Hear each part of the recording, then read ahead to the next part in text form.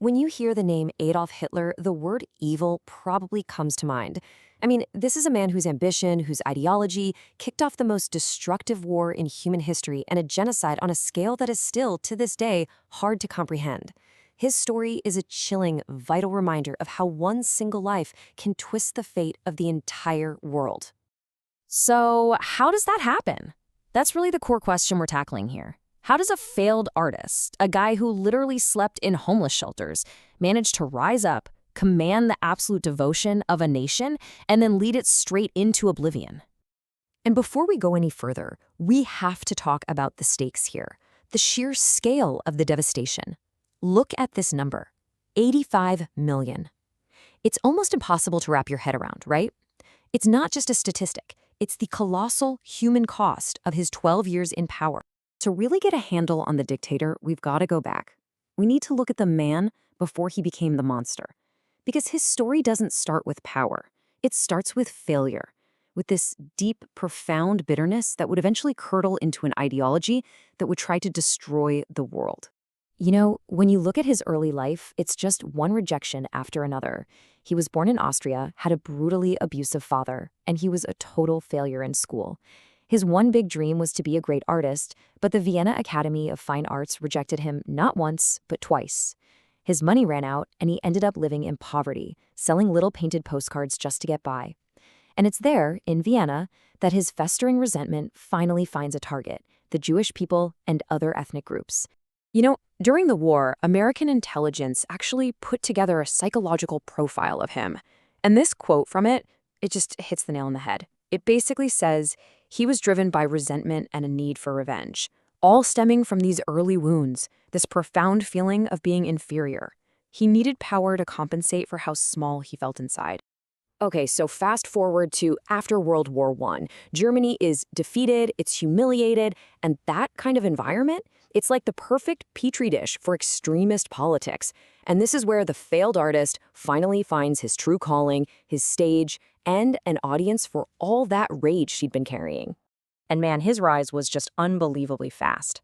Get this, he was originally sent by the army to spy on this tiny little group called the German Workers' Party. Instead, he basically just takes it over, renames it the Nazi Party, and makes himself the undisputed leader, the Führer. He tries to seize power by force in the beer hall putsch. It fails. He goes to prison, but he uses his trial for publicity and writes his twisted manifesto, Mein Kampf. And that's where he learns this absolutely crucial lesson: forget force. He was going to take down democracy from the inside. And this was his dark genius. He got that politics wasn't about truth or educating people. No, it was about grabbing them by their emotions. He knew you had to keep the message simple, repeat it over and over, and aim for the gut, not the brain. He even, and this is wild, studied American advertising techniques to perfect how to manipulate the masses. So what was his playbook? Well, it was a brutal, simple, and honestly terrifyingly effective three-step plan. First, give people who are suffering a villain to blame for everything. For him, it was Jews and Marxists. Second, offer them a simple, powerful promise: I'll make Germany strong and proud again. And third, present yourself as the one and only savior. And that's the whole idea behind the Führer principle, the leadership principle. The idea that his word and his word alone was law. Then the Great Depression hits. It just cripples Germany, right? People are desperate, and suddenly Hitler's extreme message doesn't sound so crazy to millions. The old-school conservative leaders, they were terrified of a communist takeover. So they thought, hey, we can use this Hitler guy. We can control him. It turned out to be one of the worst miscalculations in history. All right, this is a super important point, so let's be clear. Hitler was not voted into absolute power. The Nazis were the biggest party, sure, but they didn't have a majority. He was appointed chancellor. It was a backroom deal made by powerful men who thought they were so clever that they could keep him on a leash. And just look at how quickly it all fell apart. 1 month after he's chancellor, the Reichstag, their parliament building, burns down. He uses that as the perfect excuse to suspend all civil liberties. Poof, gone. A month later, he gets the Enabling Act passed, which basically lets him make laws all by himself. And then, when President Hindenburg dies, he just merges the two jobs. Just like that, he's the absolute Führer. Democracy was gone in about 6 months. And this quote from Hitler himself, it's just chilling. We have won power in Germany. Now we must win the German people. See, getting power wasn't the end game, it was just the start. The real goal was to completely control the hearts and minds of an entire country through nonstop propaganda and sheer terror. So now Germany is a full-blown totalitarian state, and Hitler can finally turn to his real obsessions, so-called racial purification and conquering Lebensraum, or living space, in Eastern Europe. And that could only mean one thing: war. He'd already gobbled up Austria and Czechoslovakia, and the world pretty much just let him. But when he invaded Poland on September 1st, 1939, that was the final straw. Britain and France declared war, and the world was plunged into a second, even more horrific global war. And his armies unleashed this new, absolutely terrifying way of fighting called Blitzkrieg, lightning war. Poland, Denmark, Norway, France, they all just collapsed in a matter of months. For a moment there, it really looked like he was the master of Europe. But while all this was happening on the battlefield, something far more sinister was being set in motion. At a conference in a Berlin suburb called Wannsee, top Nazi officials coordinated what they horrifically called the final solution.